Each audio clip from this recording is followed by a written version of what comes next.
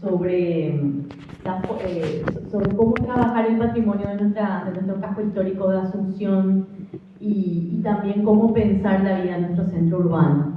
Este encuentro de hoy va a tener justamente un primer momento de diálogo con el profesor Jorge Fernández, donde vamos a estar haciendo un reconocimiento de la casa CEPES, la casa que nos recibe, que fue la residencia del doctor Gustavo González, y también haremos un reconocimiento del entorno inmediato por la calle Eligio Ayala. O sea, tendremos un recorrido itinerante. Después estaremos discutiendo acerca del Centro Histórico de Asunción y los procesos de destrucción, abandono y valoración patrimonial con la arquitecta Laura Rivera, que va a estar dialogando con nosotros.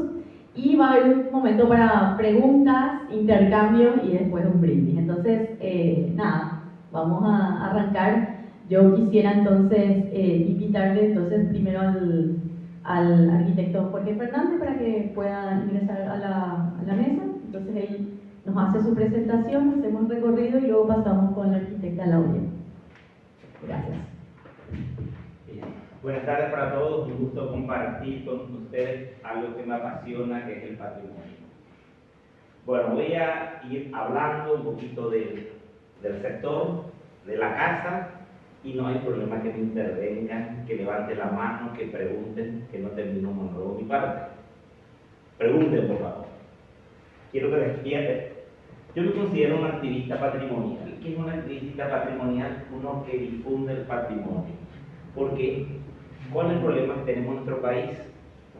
La ignorancia patrimonial.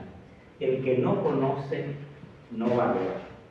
Después de hacer visitas guiadas con mis alumnos, yo soy docente de la Universidad Católica, de la Universidad Nacional, después de hacer visitas guiadas a Asunción, salir a la calle, no ver el patrimonio en una diapositiva, ver in situ, ahí ellos comienzan a observar. Y cada vez que se hablan, el profesor investiga en tal talle, en tal moldura, de qué estilo es, y comienza el interés. Y eso quiero también suscitar el interés. Bueno, residencia del doctor Gustavo González, Américo Bergonzi. Bueno, siguiente. Lugares de la memoria. Es un término que utilizó un historiador francés del siglo pasado. ¿Y a qué llamaba lugares de la memoria?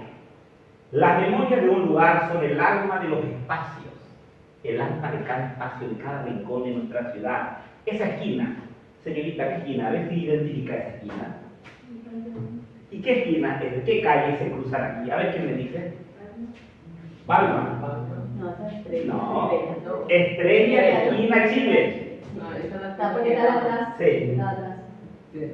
Una fotografía de 1950. Imagínense si no se destruía esa parte, pues conserva. Esta es la memoria viva de nuestra ciudad. Aquí había, doctor, ¿se recuerda del Banco Mercantil? Uno de los bancos más exitosos, después de Copacar, Compañía Paraguaya de Carne. Aquí en la esquina, ¿Eso es donde estuvo el Citibank? echaron los 60 para el Citibank. Un edificio bellísimo, arquitectura bancaria 1920. Echaron, y ven fotos, era una maravilla. Aquí en la esquina del Banco de la Nación Argentina, ¿qué estaba? El Club Nacional Bruno López, que hizo el arquitecto Raliza, donde Madame Lita hacía sus grandes fiestas. Eso queda para el olvido, pero debe estar fresca en la memoria de todos nosotros como paraguayos.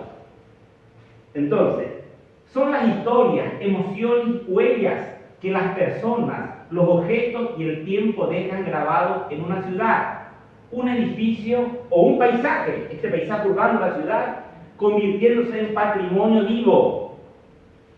Imagínense lo que está sucediendo en Asunción. Como le dice el doctor, las grandes inversiones inmobiliarias. ¿Qué pasa con estos lugares de la memoria? ¿Se van? Se van borrando, difuminando, perdiendo. Y no vamos a tener identidad como ciudad. Le mostré a mis chicos una fotografía sobre Julio Correa. Los edificios altos sobre Julio Correa. ¿Qué ciudad esto es? No identificado. Es Asunción. ¿Qué es Asunción, profesor? Se perdió la memoria. Se perdió la memoria. Siguiente. Durante las últimas décadas del siglo XX, Las disciplinas de la arquitectura y el urbanismo debieron librar una batalla por el patrimonio, sobre todo nosotros que estamos en el área de urbanismo y de historia de la arquitectura, teoría de la arquitectura, para defender nuestro patrimonio, convenciendo a la sociedad del valor de lo construido como testimonio del pasado. Yo, como estoy en las redes sociales, ya me han bajado la calle por todos lados. Que no quiero que Asunción progrese, que quiero que vivamos todavía en cavernas, que quiero que todavía que sigamos cocinando en brasero, un montón de cosas me dicen. Bueno. Hay gente que quiere que se eche todo. Y que Totalmente. Que se eche Eso todo y me que dice. se empiece de cero. Eso me dicen. Hay que olvidarse del pasado. Bueno. Y le digo, ¿y vos cuando te vas a Europa? ¿Qué te vas a visitar en Roma? ¿Qué te vas a visitar en París? Exactamente. ¿Te vas a visitar la parte nueva, la de París, donde están todos los rascacielos de vidrio? No. Entonces, del valor de lo construido como testimonio del pasado, como memoria colectiva conservada en la materia de lo edificado. Cada edificio tiene una historia muy rica que tenemos que dar a conocer. Esa prédica tuvo razonable éxito en la creciente conciencia pública sobre el patrimonio y el surgimiento de instituciones sólidas para defender el patrimonio, que nos falta contar nosotros. Carreras, especializaciones en restauración, catálogos que abordaron tanto los aspectos culturales como técnicas concernientes a la conservación. Ahora estoy en un proyecto de investigación a través de las ruinas jesuíticas. Siempre nosotros tuvimos problemas de restauración, porque nunca, sobre todo en los años 70, 80, cuando comenzaron a hacer las primeras excavaciones en las ruinas, no teníamos profesionales y se le metía a cualquiera. Y las primeras intervenciones que se hizo en la misión jesuítica en Trinidad, con pico a pico, comenzaron a echar todo lo que encontraban. Y vino un arquitecto argentino, Ramón Gutiérrez, profesor estudiante de arquitectura, enseguida le envió una carta a Patiño, ¿se recuerda por qué Patiño, el arquitecto? Que pare todo lo que está haciendo, se está destruyendo, no está mejorando eso. Necesitamos mucho profesional en ese área. Importante. Siguiente. Bueno, urge una toma de conciencia ciudadana sobre la necesidad de proteger. Por eso, cuando me invitan para estos eventos, yo gustoso estoy para generar esa conciencia ciudadana. La necesidad de proteger nuestro patrimonio arquitectónico, ya que solo ha estado presente en pequeños grupos de colegas patrimonialistas, un pequeño grupo de arquitectos, o historiadores del arte, o historiadores, o artistas, pero eso tiene que ir creciendo para ir defendiendo lo nuestro. Algunos ciudadanos amantes de la historia y la tradición, acompañada de pequeños grupos de alumnos. Yo inicié un proyecto en la Católica desde el 2002, al final de la pandemia, que se llama Arquitectura Itinerante, que hacemos 6 visitas cronológicamente según la evolución de la arquitectura en la Asunción y vamos viendo cada sitio, cada lugar, qué surgió ahí, qué estilo arquitectónico, qué familia, qué se daba ahí. Entonces, ahí ellos se van apropiando de la memoria de ese lugar, de nuestros cascos históricos, que es muy interesante desde el punto de vista histórico. Por ejemplo, ¿alguien conoce esa esquina? Palma y Ayolas. ¿Eh? Colón y Palma. Colón y Palma. Este es uno de los edificios de fachada tapa barroca más bella. Era una panadería francesa, de un francés que le está cayendo a pedazos, lastimosamente, pero es una maravilla en cuanto a moldura que tiene. Siguiente. Bueno, la imagen de la ciudad que les comenté también al comienzo. Cuando hablo de una ciudad, ¿cuál es la imagen de la ciudad? Asunción, primero me viene la bahía, ¿verdad? Asunción con su bahía, en torno al cual nació. O la avenida Mariscal López, que genera una imagen para Asunción. Con los árboles, la cantidad de arboledas y las villas que todavía conserva. Las villas del principio del siglo XX, queremos que se sigan conservando. Tomo el caso de la ciudad de San Paulo. La avenida Paulista era una avenida, un bulevar tipo este, donde estaban las grandes mansiones, los cafetaleros, entre 1890 y 1920. Ya no queda nada. Echaron todo, perdió su identidad. Esa avenida Paulista hoy lleno rascacielos. Yo cuando estuve ahí, le dije a la interventora de la Universidad de San Pablo, me enorgullezco entonces de mi país que todavía conservamos la imagen de esta avenida, que se construyó a la par en la misma época de esa avenida paulista. Siguiente. Vamos a ir ubicándonos en este lugar donde se levanta la casa del doctor González. Bueno, Asunción, a 1900, terminaba la Plaza Uruguaya. La Asunción de los López era la calle Mayor, que es la calle Paraguay Independiente, del puerto a la Plaza Uruguaya. La Plaza San Francisco, porque ahí estaba el convento de San Francisco.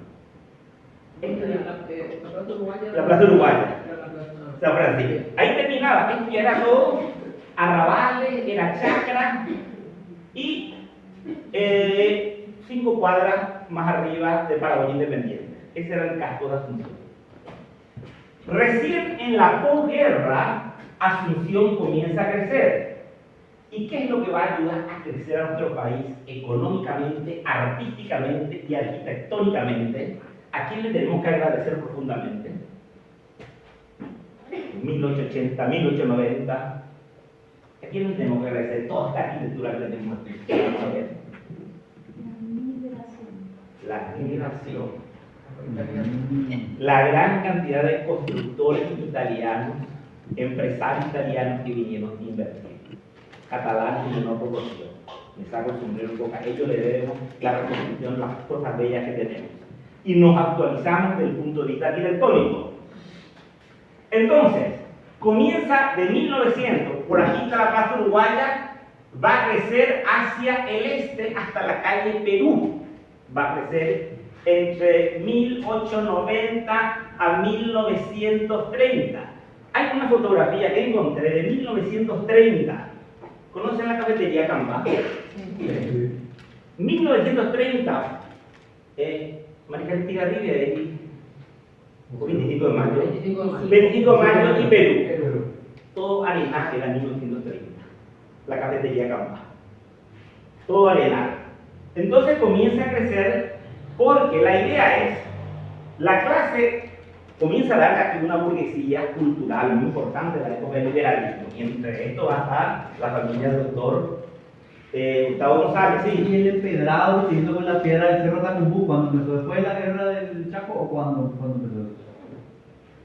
Porque era todo camino de tierra y después se Me parece ya a todo. principios del siglo XX, no estoy bien seguro. Me parece ya en principio del siglo XX. Bueno, entonces la idea en ese momento era que la nueva clase, la burguesía comercial, la burguesía que formaba también los grandes financieros, que tenían mucho dinero, los Zavala tenían toda la parte del colegio, las gerencias de los Zavala. Acá la parte Villantuta y Marica López era todo de los Zavala. Entonces el que tenía dinero era algún comercio importante, el ganado o la intelectualidad que comienza a surgir, los primeros abogados importantes, médicos abogados, médicos importantes, y comienza a crecer aquí, este lado que está en azul, hasta la calle. En 1900 se abre, como se inaugura en París, en 1950 el Boulevard Champs-Élysées, todas las ciudades latinoamericanas teníamos que tener un boulevard, una avenida ancha o larga. Y Asunción no puede estar ajena y abre la avenida de Asunción, luego República Colombia, actual Marica López. Aquí comienza a abrirse. Entonces, repito, hacia el este va a ir la clase media, clase alta, y hacia el sur se va a establecer, al otro lado de Rodríguez de Francia, Barrio Obrero, comienza a surgir la clase media. Ya se va solidificando por estatus social la ciudad de Asunción.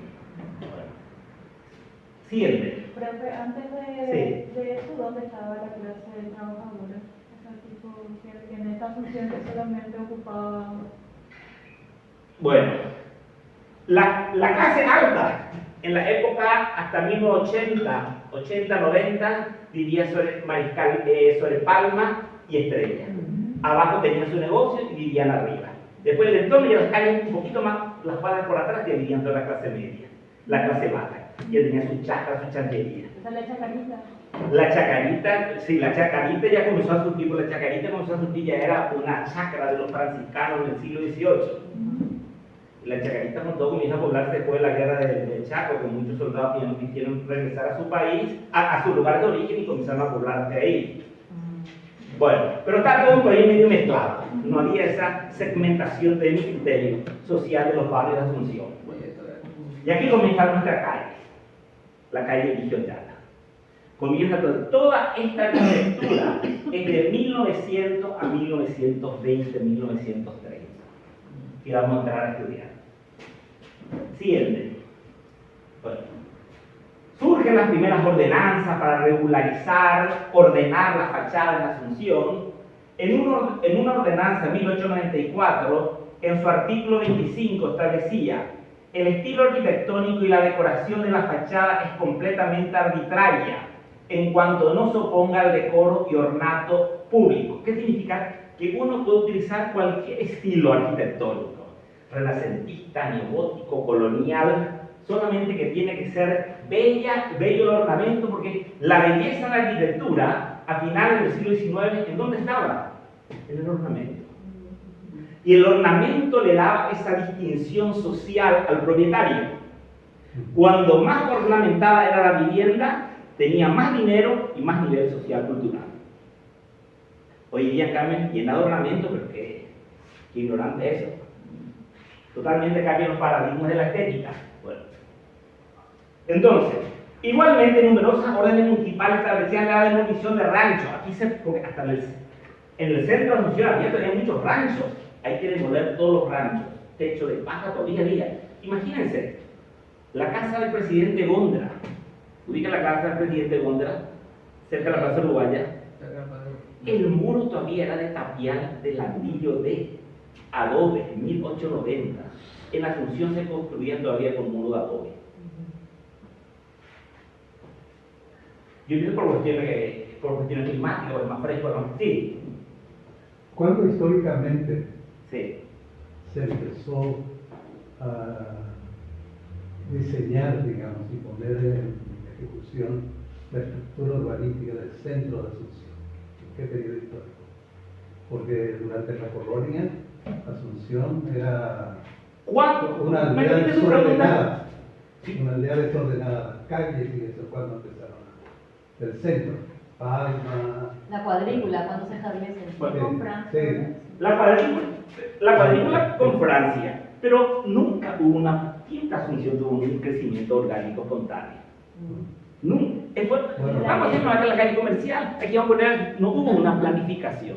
Ya, pero por lo menos en un principio sí se intentó. Se intentó, bueno, va a ser, sí, ya 1890, la calle comercial, 1880, la calle comercial va a ser la calle Palma.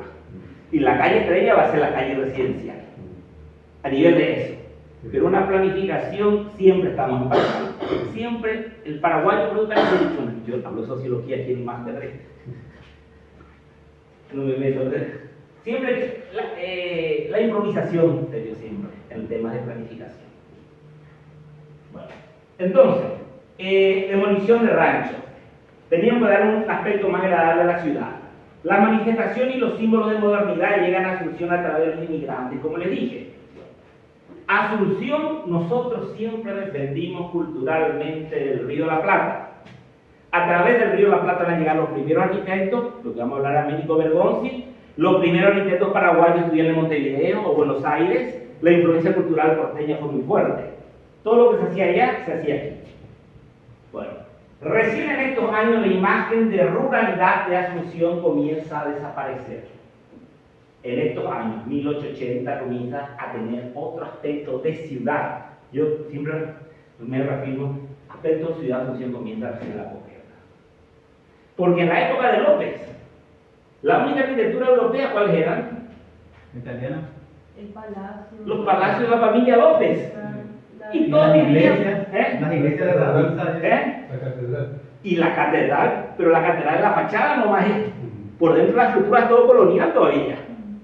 La fachada no es fachada clásica.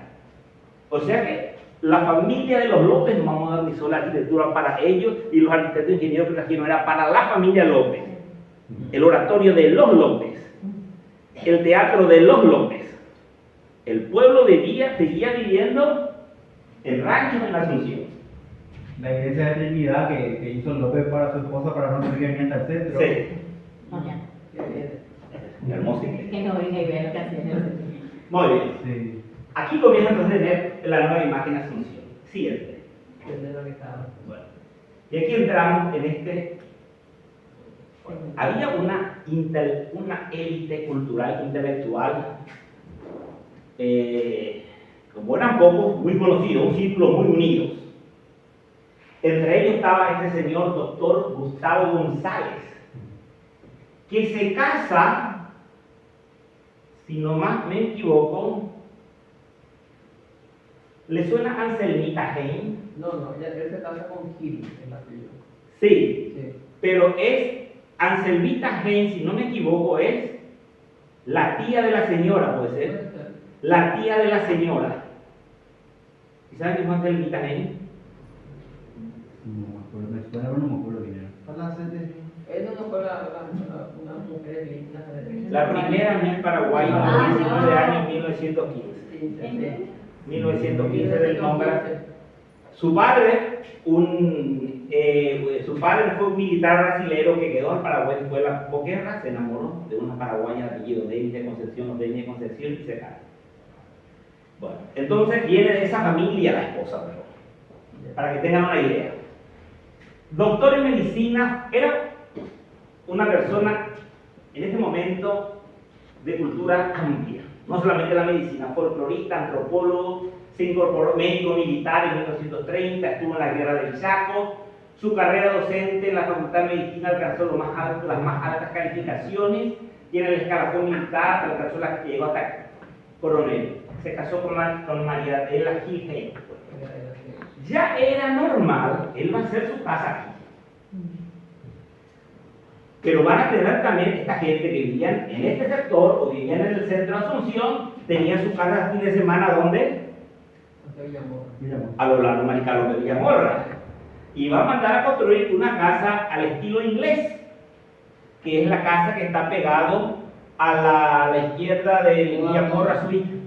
Villamorra Suite, que también de la familia. De la familia también. Al otro lado está el Instituto Codas Thompson. Sí. Y ahí en el medio hay una casita muy inglesa, una maravilla esta casa. Sí, ahí atendía. Ahí atendía también. Bueno. Entonces, para que tengan una idea, Es que soy vecina del doctor González. entonces vamos a toda la familia. Sí, sí, a todos. Siguiente. Bueno. Y aquí entra en escena un arquitecto rosarino, Américo Bergonce, que desde muy joven dice que cuenta una anécdota, que es una entrevista que se le hizo ya al hijo años atrás. ¿Por qué vino al Paraguay? Porque dice, en la Argentina, en Rosario y en Buenos Aires llevan muchas naranjas. Y eran tan dulces las naranjas que siempre quiso conocer el Paraguay a través de sus naranjas. Se recibió y vino al Paraguay en 1929. Bueno, muy jovencito, con una compañía argentina de construcciones que va a construir luego el Banco del Paraguay, el Banco Fomento, el edificio Marco Polo, ubican. Sí. Ahí también estuvo metido este arquitecto, sobre la calle Colón. Bueno, El Ministerio de Educación. Sí. hasta ahora sigue siendo, está hecho pelota lastimosamente por dentro, pero un patrimonio maravilloso. Nació el 24 de julio de 1903, rosarino, arribó al país el 29, se casó con otra familia de buena posición, los Pampliegas, la Asunción, se hizo de numerosos amigos. Yo digo, usted era un arquitecto joven, pero muy astuto, se metió con la crema azucena en ese momento. Y le va a construir para toda la crema azucena en ese momento. Por ejemplo, el doctor Cayetano Masi, familia Masi, le suena, lo que es un poquito más mayorcito, Farmacia El Ciervo, Sí. de la familia Masi, que fue médico también en la guerra del Chaco y del Mariscal Cigarrilla, Gustavo González, Julio Teodoro Loput, un arquitecto de prestigio que se retiró en Uruguay, los hermanos Carone, Laviole y Vicente Cabone, José María Angulo, Manuel Ferreira, gran exportador de electrodomésticos y automóviles en aquel entonces. Que donó a Olimpia. Para uno, muy bien. Imagínense en qué círculo de amistades se mete. Bueno. Estuvo entre los 12 fundadores de la Asociación Paraguaya de Arquitectos, igualmente fue profesor de la reciente fundada Facultad de Arquitectura de la FADA en el 57. Se le invitó a hacer, le invitaron a ser como el primer decano, porque tiene un buen perfil y él no aceptó. que trabajar en la arquitectura. Siguiente. Bueno, él comienza a introducir una serie de estilos arquitectónicos en sus obras. Hay un estilo que se llama neocolonial español, que va a ser el estilo de esta casa. ¿Qué es el neocolonial español? Resulta ser que a finales, en el siglo XIX, la influencia de la arquitectura francesa era tan fuerte en las grandes capitales, Ciudad de México, Buenos Aires, Montevideo, y surge un espíritu, a partir del romanticismo nacionalista, de reivindicar algo ya, una arquitectura nuestra, no una arquitectura de otros, del pasado de otros, sino de nuestro pasado. Entonces, ¿por qué no retomamos cuál es la arquitectura realmente que se identifica con la historia de Latinoamérica? Van a decir arquitectos mexicanos y peruanos sobre todo. ¿Cuál es la historia de nuestra arquitectura a la cual debemos revisar y retomar para nuestra arquitectura? Y dejar de ser francesa, ahora que estamos en tanta polémica con los franceses. El colonial español. Ese es nuestro estilo arquitectónico. El colonial español. Entonces va a surgir el colonial español, y aquí la flota mercante del Estado argentino. Es uno de los edificios más bellos que está ubicado Ese es el puerto. sin el puerto. Benjamín Costán, casi Colón, hoy día es la caja mutual de la municipalidad que está en quiebra. ¿Ubican? Sí. Pero fíjense en las molduras. Una maravilla el edificio. Estas columnas salomónicas, todo el barroco español, estas molduras, copones, esto bien. Realiza la casa la familia Seifa, frente al colegio La Teresa, estos arcos de medio punto, todo es colonial, mucha piedra, colonial. Él es el que introduce este estilo arquitectónico en Asunción. Siguiente. Bueno. El cine Victoria. El cine Victoria, viene Ferruccio Corvelari, otro argentino, para encargarse de las obras del Banco de Fomento. Y se le pide, un sirio libanés, Sakur, la familia Sakur, le pide que un cine, como tenían los cines de Buenos Aires. Y trabaja en forma conjunta Ferruccio Corvelari con Américo Bergonzi, donde vemos todo este remate del acceso del ex cine Victoria, elementos de una arquitectura colonial con estos escudos nobiliarios propios de los palacios de la época colonial. Siguiente. Luego de los años 30, un estilo arquitectónico, y entrando al estilo moderno, que va a estar muy de moda en la cuenca del Río de la Plata, es el estilo barco, que es un incipiente estilo moderno. ¿Y por qué se lo llama estilo barco? Hay una inspiración del barco.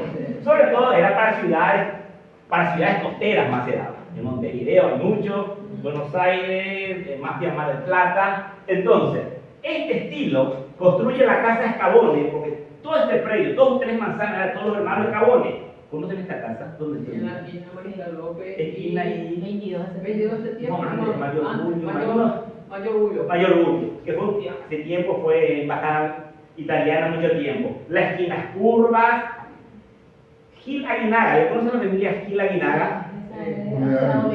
Gran historiador que recupera la Casa de la Independencia y hace la casa para la familia Gil. Aquí se crió la famosa artista plástica Esperanza, y tengo entendido que la familia quiere hacer una casa museo para poner las obras, porque ella está muy enferma, Esperanza aquí. Esta casa. Entonces, este estilo. Había otro que se desapareció en la esquina del Congreso. ¿Cómo se llamaba este? Que era decano de Derecho.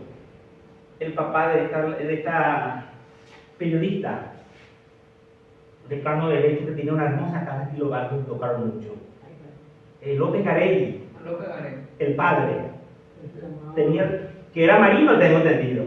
Porque este Gil Aguinaga también fue marino, por eso más le gustó el estilo barco. López Escobar, que también era marino. Ese ya tocaron todo y no se ve más de estilo barco, pero era bastante similar a este y posiblemente también podría haber sido Américo Bergonzi. Siguiente. Bueno. Hace la casa la familia Angulo, Mariscal López, República Francesa. Este tiene algo de art déco por los costados, es algo de art déco, un estilo que también se introduce en los años 30. En esta, formaba parte entonces del grupo de la élite burguesa. En esta casa se funda ¿qué cosa? Partido Libertad, no sé. Estamos hablando de la élite de aquel entonces. Algo centenario. Ya que la gente, la clase alta iba viviendo así, Villamorra, Mariscal López, ¿cuál es el club de la élite intelectual del Centro Histórico de Asunción? ¿El 1900. Unión? El Unión Club. Eso ya iba decayendo entonces y crea un nuevo club ya afuera de Asunción. ¿Y quién hace el diseño neocolonial de la parte vieja del Club Centenario con estas columnas salomónicas? Américo Bergonzi también. O sea, como se dice en nuestra jerga popular, o agarrada. Por algo se quedó aquí en nuestra ciudad este Américo Bergonzi. Sí. No fue por amor. No, se enamoró de la griega. De La Plata. Ser decano. Sí. Claro, bueno, que ya. Siguiente. Bueno, aquí tenemos la residencia del doctor Gustavo González, que todavía todas las casas se hacían, no se dejaban retiro. Todas las casas se hacían al ras del lindero de la calle. Recién, pasando al otro lado de Perú, años 20, 30, va a surgir un nuevo modelo, que son los chalets. Los chalets van a ser las primeras casas que van a dejar Un jardín. el jardincito enfrente, el jardincito. Aquí todavía se deja, y aquí tomé dos ejemplos de viviendas neocoloniales de la Argentina, que estaba muy de moda en ese momento, para hacer un paralelismo estilístico con la casa del doctor Gustavo, donde siempre todo lo que es el remate, la cornisa, con estos remates curvilíneos propios del estilo barroco español, los balcones, los arcos de medio punto, siempre en la parte inferior hay como un zócalo de piedra, un holcito, en este caso tiene holcito, que está en la calle no tiene holcito, pero ven la proximidad estilística del estilo que estaba muy de moda en el Río de la Plata, que llega de manos del arquitecto Bergonzi. Siguiente. Bueno, la portada. En el punto focal, a menudo fabricado en piedra labrada. Siempre la portada, la puerta debe ser importante. Porque uno siempre le digo a los alumnos, ¿por qué hoy día hacen una puerta de 4 metros de altura? Es funcional, pero la altura que connota, jerarquía, importancia. Entonces está muy bien moldurado, con relieve de madera, otra vez aquí un enmarcado en piedra bien esculpida, le va a dar esa connotación de jerarquía y elegancia. Es el punto focal a menudo fabricado en piedra labrada, presenta influencia del barroco y plateresco, centrando la atención visual en la entrada. Destacan por su imponente madera maciza tallada, herrajes de hierro forjado a mano y arcos de medio punto. Este es un arco más rebatado, no están de medio punto, que era la característica de estas puertas coloniales, pero de mayor simplicidad, lógicamente. Siguiente. Bueno. Las ventanas enrejadas, propio de este estilo, se acompañan de grandes ventanales protegidos por rejas de hierro forjado ornamentadas. Aquí otra casa, otra ventana, para que vean la proximidad formal del estilo que desembarca en Asunción. Siguiente. El remate. Los remates coloniales en la arquitectura neocolonial española son los elementos decorativos y funcionales que coronan una construcción. En este estilo priorizan las formas curvas, con texturas rústicas, materiales tradicionales para aportar carácter fachada. Aquí el ejemplo argentino y nuestro remate particular. Y era característico poner hornacinas o nichos en la colonia. ¿Y qué se ubicaban las hornacinas y los nichos? La virgencita. La imagen de bota a quien el dueño rendía la lista de cacupé, zamblas o lo que sea. Siguiente. Bueno. Las molduras, como le dije, el ornamento era sinónimo de jerarquía, de estatus y de buen gusto.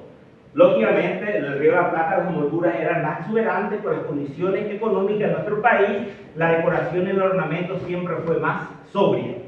Entonces, pero tenemos interesantes molduras en el acceso que blanquea la puerta de la casa del doctor González. Siguiente. Bueno. El zaguán es otro elemento característico de la arquitectura de aquellos años. es el vestíbulo o espacio cubierto, una casa situada inmediatamente después de la puerta principal de entrada. Funciona como un área de transición de la calle hacia el interior. El zaguán tenía que estar revestido con buenos materiales. Generalmente, si hay escaleras, las escaleras, los peldaños revestidos de mármol, granito, los mejores mosaicos. Hay zaguanes que tenían todo un cielo raso pintado con motivos florales del estilo Art Nouveau. Entonces, ya es la presentación de la casa del zaguán. Por eso debería ser la parte más decorada, más bella de la casa. En la Asunción queda todavía zaguanes muy interesantes. Siguiente. Luego del zaguán vamos a pasar al espacio de distribución. Bueno, y aquí vamos a ver ya, se va trabajando. En aquel entonces, el arquitecto desde el siglo XIX, según una tradición inglesa, un movimiento inglés llamado Handcraft, el arquitecto se tenía que preocupar de diseñar hasta el último detalle de la casa, hasta el último picaporte, hasta la última lámpara. Contenido y contenedor del arquitecto se debería involucrar en forma integral, y a eso se aboca en todos estos detalles una bella escalera, la hermosa herrería que protege a la escalera, las aberturas del interior, de gran distinción para la época. Estamos en un momento, años 30, en que ya la arquitectura comienza lentamente ese proceso de depuración, en el sentido de que ya se va buscando una estética más sobria en comparación a esa arquitectura muy ornamentada de 1900. Ya vienen los aires de la modernidad, de la pureza, de las formas más simples, lentamente incursionando en la estética de esta clase alta asuncena. Siguiente. Bueno, él trabajó también con el Art Deco, una de las casas, la casa Angulo es Art Deco. Esta es una abertura Art Deco. Por lo tanto, gran parte del diseño de las aberturas es de un estilo Art Deco de la casa. Siguiente. Bueno, el revestimiento del suelo. Hasta 1880, el suelo todavía en Asunción era de ladrillo macizo. Llega un italiano de apellido Pozzi a final del siglo y comienza a meter toda la gran variedad de baldosas calcáreas que va a ser signo de modernidad, de lujo. Esa está ahí, una maravilla que saqué la fotografía. ¿Sí? Fíjense en vos después. Baldosería Pozzi, la primera fábrica de baldosa calcárea dibujada artesanalmente. Actualmente la fábrica está a cargo descendiente de la cuarta generación del reconocido artista y empresario de construcción Carlos Pozzi, quienes continúan con la tradición del ramo. Y era característico que cada habitación tenga un diseño diferente, no como hoy día se homogeneiza todo. Usted conoce la casa del doctor Vera Piercy sobre independencia nacional y humanidad. Una de las primeras casas con baño moderno que diseñó en 1930, una maravilla al piso, como lo mantiene en cada habitación, el diseño interesante que genera toda una belleza, un esplendor en cada espacio cuando uno va recorriendo, y bien ilustrado sobre todo. Siguiente. Bueno, el patio era algo propio de la arquitectura paraguaya. Continúa con la modernidad, con la introducción de los nuevos estilos arquitectónicos. El patio se debe mantener, el espacio como lugar de reunión, de encuentro, porque fíjense, hasta la época de López, la galería hacía que la galería frente a la casa sea un espacio de socialización, todo el mundo se conozca. Con la avenida con el gobierno Mariscal López, con la introducción de los primeros modelos de arquitectura europea, se corta la galería, se pone la fachada tapa, la galería queda para atrás y todo el sistema de vida ya se hace más íntimo. Se solidariza más en el patio, el encuentro en el patio, en la galería. Al ubicar los espacios privados en torno al patio se tiene un oasis íntimo resguardado del ruido del exterior, que es especial para la convivencia y socialización familiar.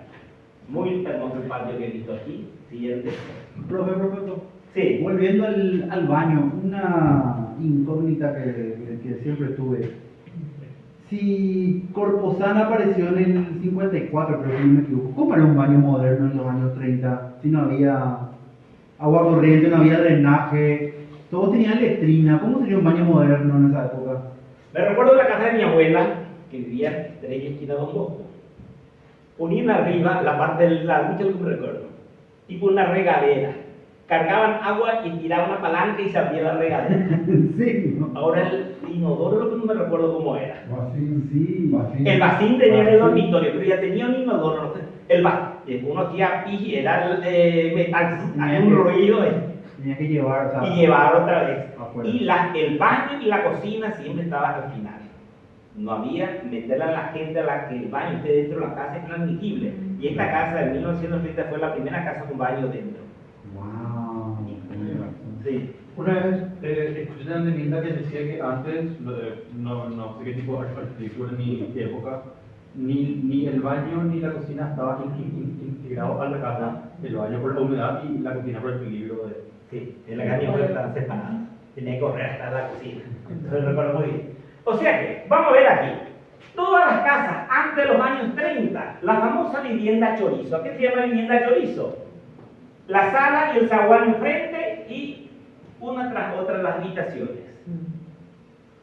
O si no, podría ser la habitación una al lado de otro, si no hay chorizo, a lo largo de la calle y el corredor. No era nada funcional. Aquí, a partir de los años 30, ya comienza a darse ciertos criterios funcionales. No estar pasando por todos los dormitorios para llegar atrás. Entonces comienza las primeras ideas funcionalistas a aplicarse en el interior y te deja de lado ya las habitaciones uno tras otro tipo en trencito. Ya con estos arquitectos paraguayos que llegan de la Argentina o Américo Bergolossi, que se radica, va cambiando el sistema funcional de la vivienda. Siguiente. Entonces de acá con criterios funcionalistas. Ya comienza, pues no es mala. La tecnología en ese momento, todo el muro era de ladrillo macizo, muro estructural. Y sobre el muro vi el segundo nivel, es una técnica que comenzó a utilizarse ya en la época de los López, que es un perfil de hierro con una bovedilla de madera. En esta casa tiene todavía, a pesar que en los años 30 ya Bergonzi comienza a trabajar ya con el hormigón armado. Se introduce el hormigón armado en la arquitectura de Asunción, pero todavía tiene este sistema estructural muy tradicional en la tecnología. En pocas palabras, entonces, esta constituyó una casa relevante, importante para esa burguesía ilustrada de aquella Asunción del principio del siglo XX, donde se iban introduciendo nuevos estilos procedentes del Río de la Plata, Europa, Buenos Aires, Asunción. Comienza ese proceso de modernización, llegan arquitectos de afuera, comienza la acelerada construcción de nuestra ciudad de Asunción. ¿Alguna pregunta? Eso es lo que me... Nosotros, Sí, profe, pasaríamos ahora al recorrido, como quieran. para luego pasar con la arquitecta Lauri, solamente para ordenar. Ahora con la arquitecta Lauri Vera. Ella nos va a estar haciendo una propuesta vinculada a la discusión sobre el centro histórico de Asunción, sobre toda situación de abandono, la mirada patrimonial en torno al asunto. Y la idea es que conversemos con Lauri un poco y después podamos hacer el recorrido de la calle Eligio Ayala, poder retomar que nos faltó la parte del recorrido con el profe Fernández. Entonces le pasamos la voz a Lauri, hacemos una discusión y cerramos con un recorrido por nuestra cuadra, nuestro barrio. Donde falleció Eligio Ayala en duelo. Eligio Ayala en un honorable duelo. Sí, bueno, se llama Eligio Ayala. Entonces, ¿El duelo fue acá? no, acá no. Ah, Demasiado increíble de casa. Entonces, sin más preámbulos, le doy la palabra a Lauri, vamos con ella y luego vamos a hacer el recorrido por la calle Eligio Ayala. Bueno, buenas tardes a todos. Bueno, en realidad la visión que yo les voy a dar ahora viene de otra rama, es de la transdisciplina y es una intersección entre lo que es la sociología, la antropología y la sociohistoria. Así que, bueno, el título del artículo, en realidad esta presentación es como un resumen de dos artículos científicos arbitrados que ustedes pueden encontrar en internet. Uno de ellos es el título Estado-Nación y Patrimonio Arquitectónico en el Centro Histórico de Asunción, entre destrucción, abandono y una herida colonial. Y el otro artículo es Estado-Nación, Género y Patrimonio. O sea, es una vinculación entre las ramas, entre diversas ramas sociales, donde el patrimonio adquiere un sentido político. O sea, mis investigaciones abarcan el patrimonio como una herramienta política. Bueno, esta foto la mostró ya recién el profesor. Justamente estas imágenes son para invitarnos a la reflexión de la transformación urbana que sufrió durante estos años nuestro centro histórico. ¿Cómo es que pasamos de una escala homogénea de nivel bastante pequeño, donde podíamos disfrutar las calles, a un modelo de ciudad de pisos de más de 10 niveles, con el vehículo automotor que nos está pasando encima hoy en día? Cuando en nuestro centro histórico nosotros acumulamos el 52% del patrimonio inmobiliario. Ustedes recordarán el caso emblemático del Molino San Luis, que tuvo tanta repercusión porque ni siquiera la Secretaría Nacional de Cultura pudo impedir que esto se lleve a cabo, e incluso las nuevas investigaciones en el análisis de las últimas estadísticas detectaron que 1.314 viviendas están en estado de abandono en el Centro Histórico de Asunción. Entonces, ¿por qué sigue desapareciendo el patrimonio arquitectónico del Centro Histórico? ¿Es por una falta de leyes? ¿O faltan recursos? ¿Falta planificación? ¿O existen causas históricas mucho más profundas? Porque si durante décadas una sociedad permite la desaparición de su memoria construida, debemos preguntarnos también qué relación mantiene esa sociedad con su pasado. Y es acá donde uno de los principales aportes de la teoría contemporánea del patrimonio consiste en entender que ningún patrimonio es neutral. Todo patrimonio implica una selección, es una construcción social, y cada sociedad decide qué edificios representan su identidad y cuáles considera prescindibles. Y esa selección responde siempre a valores culturales y políticos, donde justamente la memoria, la identidad y el poder actúan de manera transversal. Y eso inaugura lo que la investigadora australiana inglesa Laurette Anne Smith va a llamar discurso patrimonial autorizado, de lo cual les voy a hablar también. El centro histórico no es solamente un conjunto de edificios, es el espacio donde se originó el Paraguay. Acá pueden ver la serie de delimitaciones del centro histórico que se sucedieron a través del tiempo desde la Municipalidad de Asunción. ¿Y por qué es importante el centro histórico?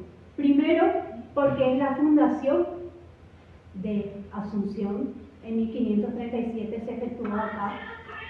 Fue el centro revisionario, es capital colonial, capital nacional y el principal escenario de la memoria paraguaya. Aquí se instalaron los poderes del Estado y cualquier pérdida patrimonial de este sector tiene un significado nacional.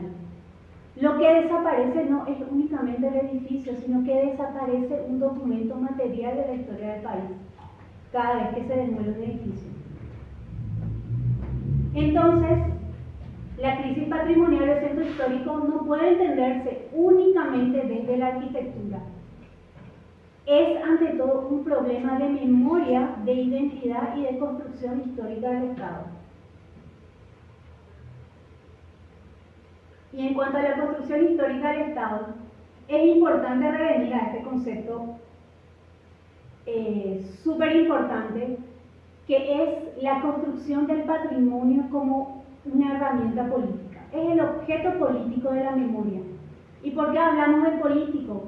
Porque justamente para la construcción de lo que llamamos patrimonio se va a jugar una serie de decisiones de poder entre lo que va a querer conservar el Estado y lo que va a querer conservar el pueblo y las diferentes culturas. Y todo eso lo convierte en un proceso político. Y es a partir de la Revolución Francesa donde el patrimonio adquiere justamente este rol de herramienta de representación de los Estados-nación y sus narrativas nacionales. ¿Y qué va a pasar? Que nosotros vamos a importar ese modelo de Estado-nación, no solamente en Paraguay, sino en toda América Latina. Y con ese modelo de Estado-nación europeo, blanco, cis y heterosexual, va a venir a imponerse un modelo civilizatorio en una región otra, donde existe una alteridad y donde había poblaciones anteriores.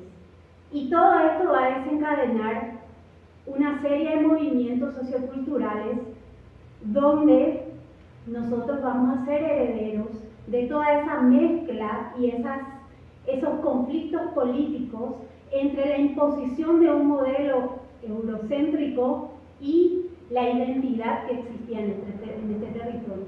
Es por eso que el patrimonio es solamente la punta del iceberg de la construcción del patriarcado y el colonialismo dentro de los Estados-nación. Y si quieren profundizar más sobre estos conceptos, en los artículos de los que les hablé al principio está toda la referencia bibliográfica, porque en realidad son conceptos bastante complejos y que hay que abarcarlos en varios seminarios para terminar de comprenderlos a profundidad. Pero la idea básica es que nos trataron de imponer un modelo cuando en realidad la alteridad es propia de nuestra región y de todo el mundo. ¿Y cuál es la anatomía de esta destrucción de nuestro centro histórico? En realidad, como todo, la respuesta nunca es simple. Todo fue cruzándose, todas las linealidades históricas van a producir lo que hoy lleva a que el patrimonio material no se siga demoliendo. Y entre estas capas de la anatomía de la destrucción entra una que es de la evolución urbana, la de un trauma político y la de una raíz antropológica. ¿Y por qué necesitamos entender esto? Porque los cimientos de la identidad paraguaya se van a ir construyendo mediante una mezcla, y este ideal de Estado-nación federador y unificador no va a funcionar ni en Paraguay ni en Latinoamérica. En la primera capa tenemos estas tres modificaciones que van a alterar la morfología original de Asunción. En primer lugar, en 1821, la retícula, cuando José Gaspar Rodríguez de Francia va a realizar las demoliciones y va a modificar toda este trazado orgánico de las calles, que en realidad estaban definidos por los desagües de las aguas de lluvia que iban a encauzarse por los arroyos y las nacientes. O sea, tenía un sentido también la organización de la ciudad. Y con Francia, él va a venir y va a armar la cuadrícula en Asunción. El segundo proceso ya viene en el siglo XIX con el gobierno de los López, cuando ellos van a empezar a importar los profesionales con la inmigración, los mayormente italianos y españoles, y van a tratar de convertir Asunción en una pequeña City europea, trayendo los nuevos programas arquitectónicos como la estación de ferrocarril, el Teatro Nacional, el Palacio de Gobierno. Y la tercera modificación va a ser la verticalidad, que va a venir con la dictadura. En la época de la dictadura en 1970, que va a romper la homogeneidad que existía en Asunción, con los rascacielos que van a perforar el paisaje.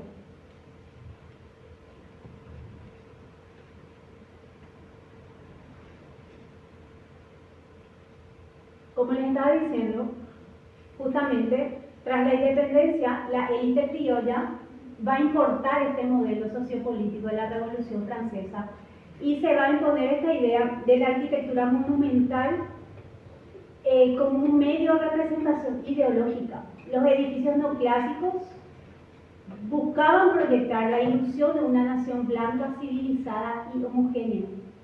Y Paraguay, sin embargo, era un territorio bilingüe y profundamente mestizo. La población rural vivía completamente desconectada de esa fantasía arquitectónica eurocéntrica.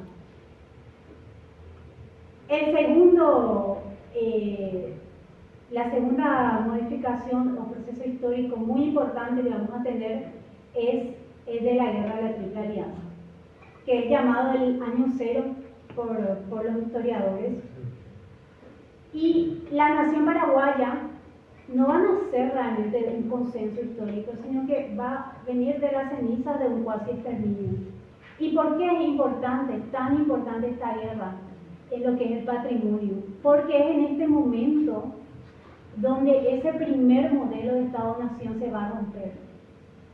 Y si se dan cuenta, los patrimonios más importantes que tenemos, aparte de las ruinas jesuitas, están relacionados con la construcción del Estado-Nación y esa ideología de representación nacional, de una identidad nacional.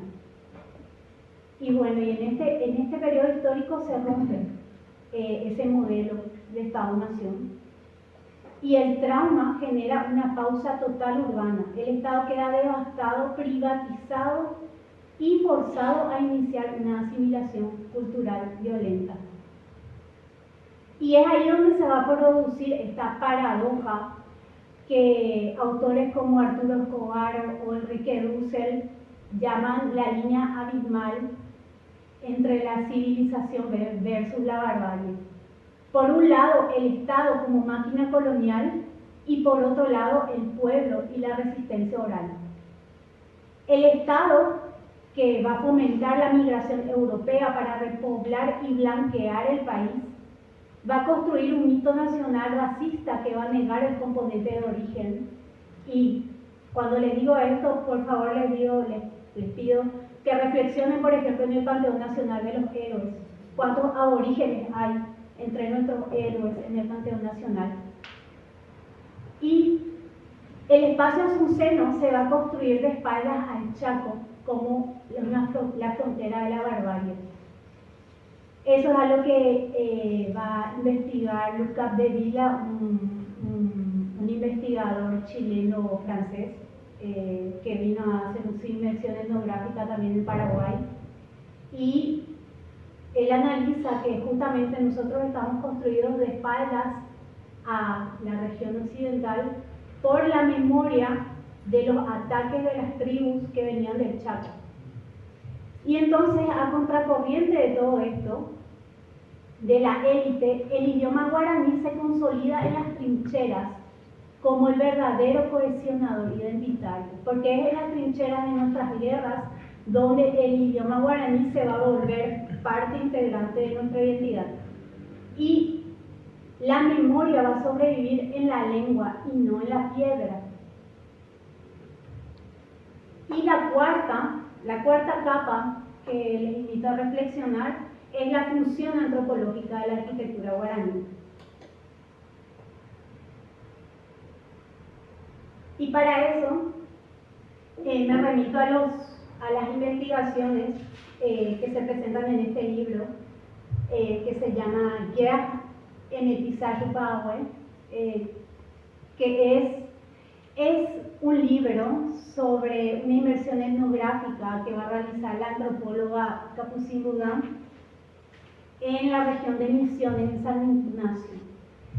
Y bueno, ella va a empezar a observar cómo es que las construcciones en realidad son abandonadas cuando el dueño principal de la casa muere, hasta que el espíritu del difunto deje la casa.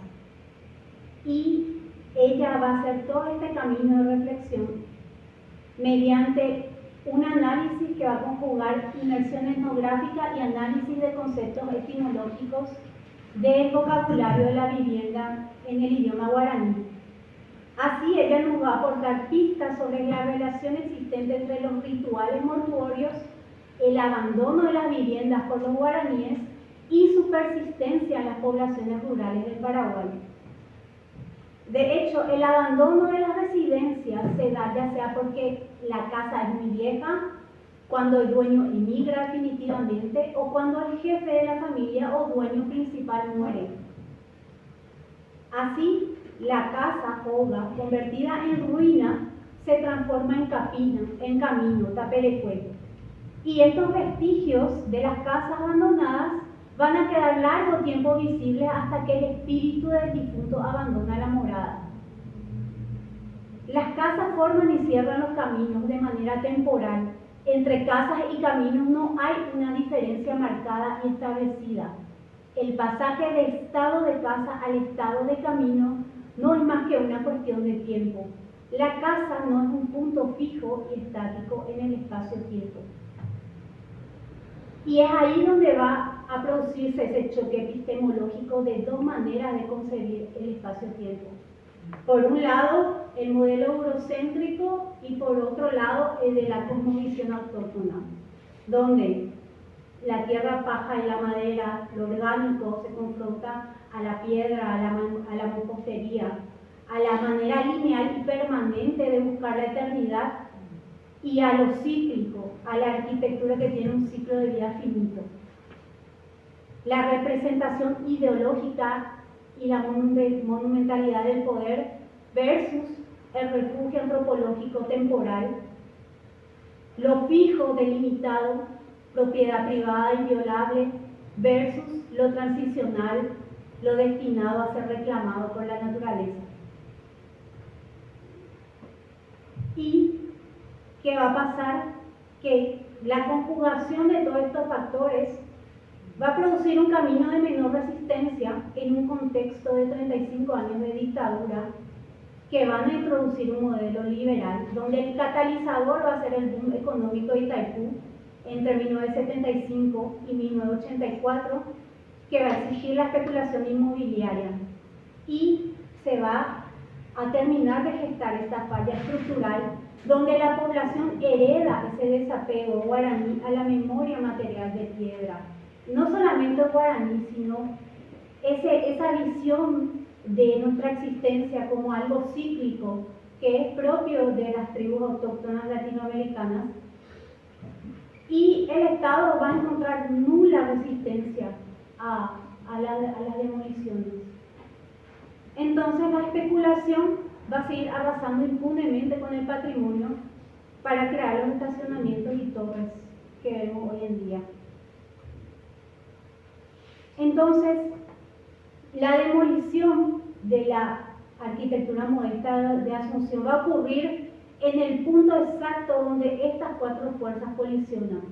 Por un lado, la especulación inmobiliaria, por el otro, la debilidad institucional, porque, como saben, ni siquiera tenemos un Ministerio de Cultura y hoy en día la Secretaría Nacional de Cultura en el presupuesto general de la Nación solamente le corresponde el 0.025% de inversión. También el trauma del Estado-Nación con la desconexión eurocéntrica que nos afecta y la inmaterialidad con el desapego a esa memoria en la materia que tenemos. Entonces, no se trata únicamente de conservar edificios, se trata de reconstruir la relación de la sociedad con su propia historia, porque sin una nación reconciliada con su identidad, no existe patrimonio que pueda sostenerse en el tiempo. La herida colonial no es solo física, sino simbólica. Representa la incapacidad de la sociedad paraguaya de reconocerse en su propio espacio físico, debido a una identidad nacional fracturada entre una herencia guaraní y el modelo de civilización importado que todavía no se ha podido conciliar. Entonces, el centro histórico en realidad no puede sobrevivir como una reliquia europea aislada. Debe reconciliar su memoria material con la profunda verdad inmaterial de su pueblo. Bueno, y eso es todo.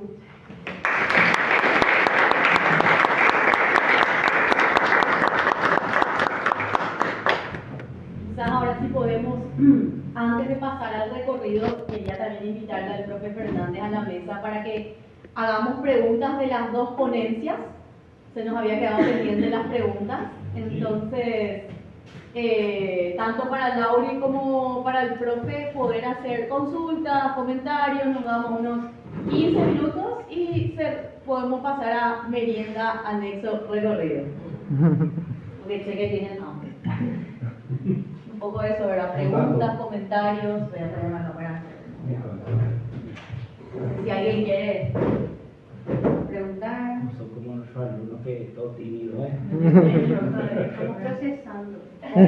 Tu opinión sobre la posición de ella. Creo que vos pensarás que justamente los guaraníes, por lo que entendí yo, fue que justamente el naturalizó guaraní fue que no importe nada, lo que lo que hace que como todo transicional o de siglo, como dijo.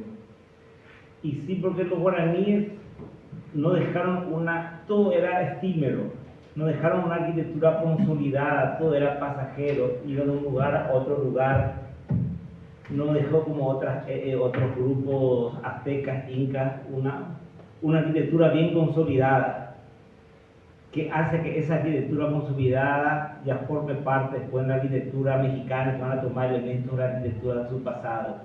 Entonces ahí no hay una memoria tan fuerte que pueda también decantar en la arquitectura. Entonces el guaraní nunca tuvo una identidad como tal. No, claro que sí. Desde el punto de vista arquitectónico no estoy hablando. La identidad cultural es muy fuerte, comenzando con la lengua, que aquí, como dijo la profesora, quiso despojarnos ya López, después en la época del liberalismo, quiso hablar, como dijo, en las trincheras, Mara Asunción, no se permitía que se hablara, en la guerra, en los periódicos en guaraní, Cabizuí, todo. Entonces en la trinchera, aquí en Asunción, el liberalismo de la posguerra lo negó el guaraní, ahora como dice el neoliberalismo, todo ya, la cultura yanqui, el inglés, ¿entendés? Y eso hace que el guaraní me parece entre una algo frágil, la que tenemos nosotros defender como paraguayos, como elemento que nos da nuestra identidad. En realidad son dos maneras diferentes de ver el mundo. La memoria no necesariamente se transmite en la materia. Es el aprendizaje que nos pueden dejar las tribus autóctonas. La memoria también se puede transmitir incluso por los tejidos. Como ahora las investigaciones están sacando a la luz cómo se comunicaban en códigos mediante los tejidos o los hipus que utilizaban para contar los incas. Los incas no tenían conocimiento matemático con los números, con el cero, con ese tipo de tecnología numérica, digamos, sino tenían otros mecanismos. No, un poco reflexionando sobre lo que vos estuviste exponiendo y también el profesor, yo lo que entiendo que justamente en esa confrontación de culturas, ¿verdad? De lo que los grupos guaraníes no tenían, eso no significa que se le va a desvalorar porque no tenían las grandes construcciones, era otra forma de vida, otra cultura, y que frente a esta imposición que tuvimos nosotros de España y que fuimos países colonizados, lógicamente entiendo que lo que se está tratando de dar una explicación cultural de lo que ha pasado en nosotros como país, ¿verdad? Que estuvimos en ese conflicto entre dos mundos Sí, diferentes, seguimos. entonces encontrar un poco cierta respuesta de por qué aceptamos algunas cosas de manera, como por ejemplo que la ciudad sea destruida, que desaparezcan, porque puede ser que eso esté explicado en algunas de las cuestiones que vos estás señalando desde el punto de vista más epistemológico, más antropológico, ¿verdad? Entonces creo que desde ese punto de vista a mí me lleva a hacer nuevas preguntas, ¿verdad? Que probablemente tendría que profundizar un poco más, leer un poco más también para entender el por qué pasa, porque entiendo que uno puede tener varias respuestas a lo que está pasando, porque nadie hace nada ni se sorprende que destrocen nuestra ciudad, ¿verdad? O que cuando uno dice la ciudad avanza porque estamos haciendo grandes edificios de piso, ¿verdad? Como que ves que hace la identidad del desarrollo. Desarrollo, directamente desarrollo. Hay más desarrollo es porque hay un edificio, vamos a tener el edificio más alto de América del Sur, cuando sabemos que eso no es así, ¿verdad? Entonces, creo que yo por lo menos me hago ahora nuevas preguntas un poco frente a lo que vos estás planteando, Diana. Un poco el orden, el compañero, las dos compañeras No, aquí. ellos levantaron primero. Vivi y él Yo hablé sin levantaron primero y después yo fui tercero. Bueno, Vivi, entonces, ellos dos. ahí el doctor Galeano, mi compañero, las tres compañeras y Último. último. ¿Sí? Y las dos compañeras ya no quedan. Pero un ratito no. Con relación a esto de la importancia, digamos, y la vigencia del guaraní, ¿verdad?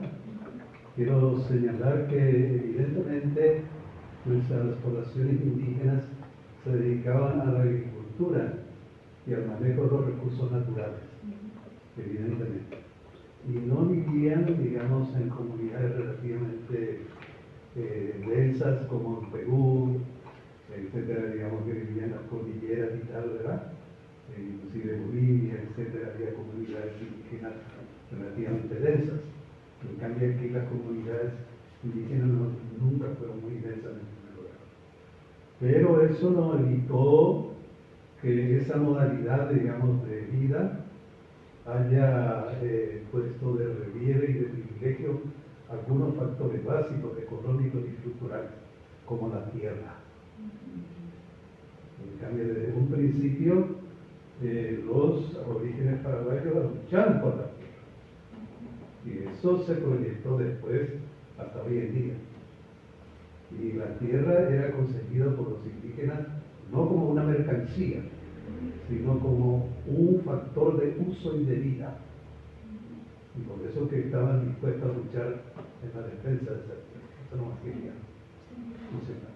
Sí, de hecho, bueno, el antropólogo y etnólogo súper debatido Pierre Clastre, que es un etnólogo francés, él habla justamente de esta cosmovisión de las poblaciones en esta región sobre la concentración del poder, que en realidad ese modelo de concentración de poder es algo propio de Occidente, que acá el poder se manejaba de otra manera, se distribuía en las comunidades y en las propiedades de las tierras. O sea, yo creo que ese componente antropológico en los estudios sobre nuestro contexto es esencial, porque hoy en día, o sea, desde hace siglos, que todo el conocimiento viene estructurado desde una visión eurocéntrica de ver la realidad. Cuando acá existen otras realidades, o sea, ni siquiera el poder se distribuye de la misma manera.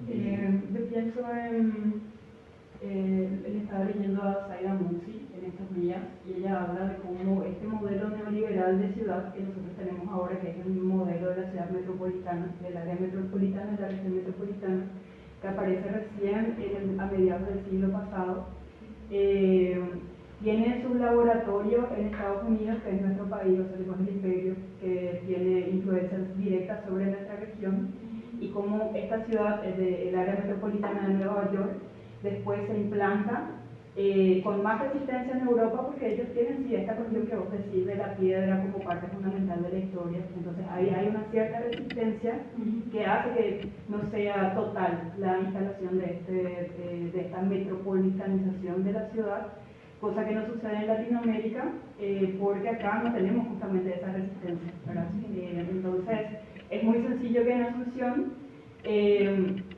se vacíe, o sea, un vaciamiento del centro histórico, ¿verdad? Tipo, y que crezca mucho más la periferia en relación, o sea, tipo, a esta nueva manera de hacer ciudad.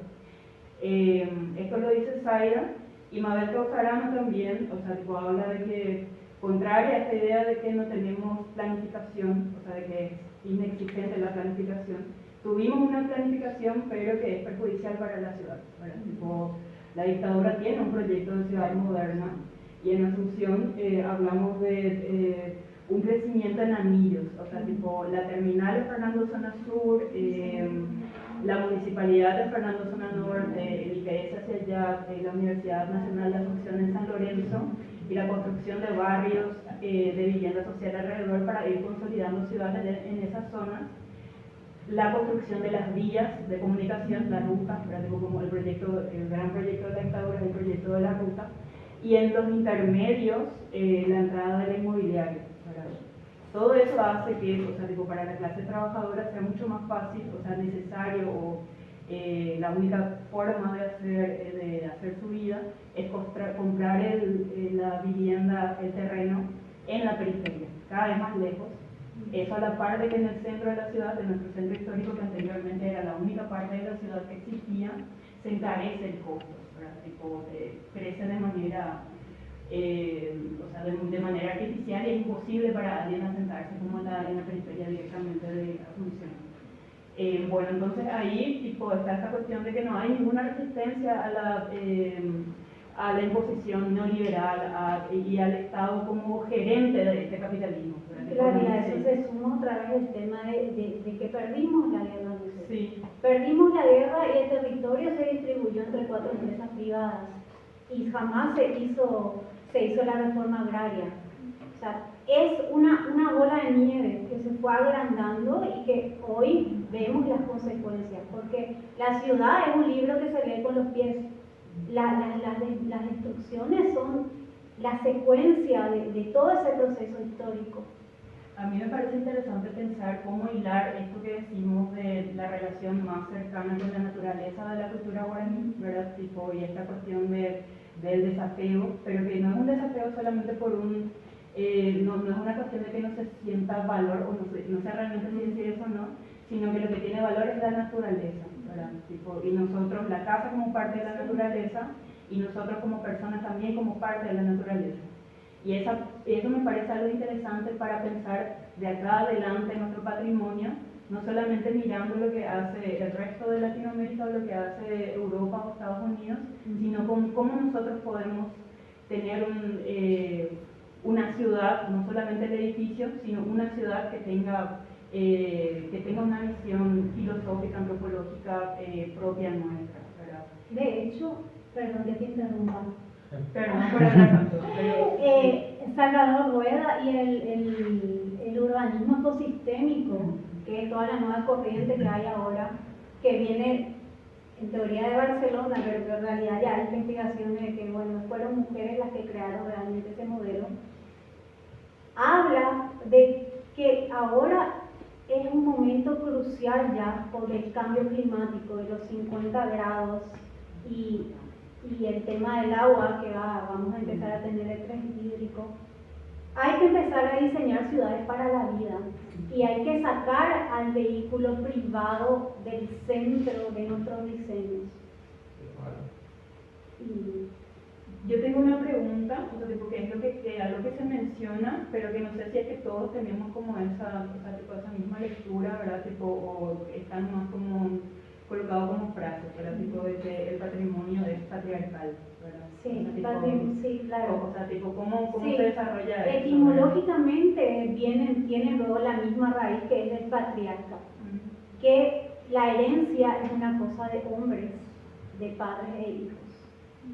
A la mujer se le ignora. O sea, de hecho, justamente en esta construcción importada, porque ese concepto de patrimonio también está importado, viene esa mirada patriarcal donde el hombre es el protagonista y fueron invisibilizadas las mujeres, las tribus originarias, las poblaciones afrodescendientes, las personas adultas, o sea, los adultos mayores, perdón, los niños, las comunidades de las diversidades sexuales, toda una serie de diversidades de la población que van a ser invisibilizadas en ese modelo de Estado-nación blanco, cis, heterosexual. O sea, hay todo un margen de las poblaciones humanas que no van a ser pensados y no se le van a invisibilizar completamente. Y el concepto de patrimonio, lastimosamente, también tiene una raíz etnocéntrica total. Ahí solo para recordarte al compañero, las dos compañeras aquí y Okay. consultas, sí. Bueno, me pareció tan interesante lo que me decían que yo me olvidé todo lo que iba a decir. A ver si me acuerdo. Pero estamos todos en la misma página. Muy, muy apasionante todo este tema. Bueno, yo quería decir nomás que nosotros somos un ser híbrido. El Paraguay es un ser híbrido. Al ser colonizados, tenemos eso de los pueblos originarios y a la vez tenemos eso eurocentrista grabado ya en nuestros genes, en nuestro subconsciente, y venimos de una herida, somos una herida abierta.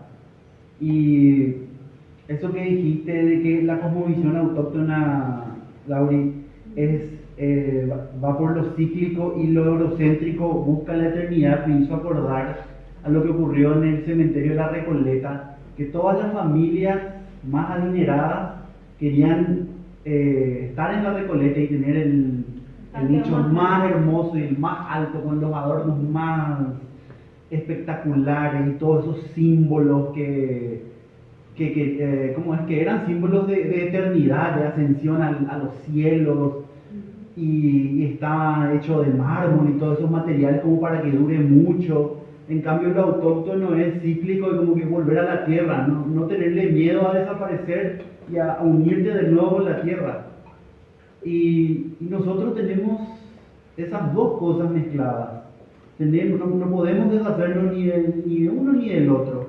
¿Cómo se puede conciliar esos dos? Yo creo que yo lo veo como un privilegio y una ventaja. Poder llegar a hacer dialogar esos dos componentes, esa es nuestra mayor riqueza. Porque imagínate, nosotros estamos en una línea de privilegiada ahora, donde desde arriba podemos ver el pasado y podemos ver el futuro.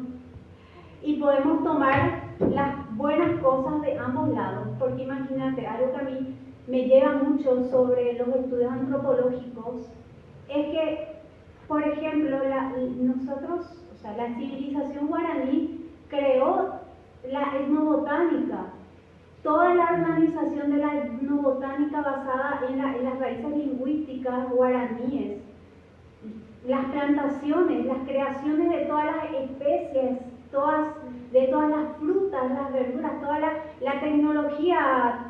Acá nosotros teníamos tecnología en creación de especies, mientras allá se estaban muriendo de hambre.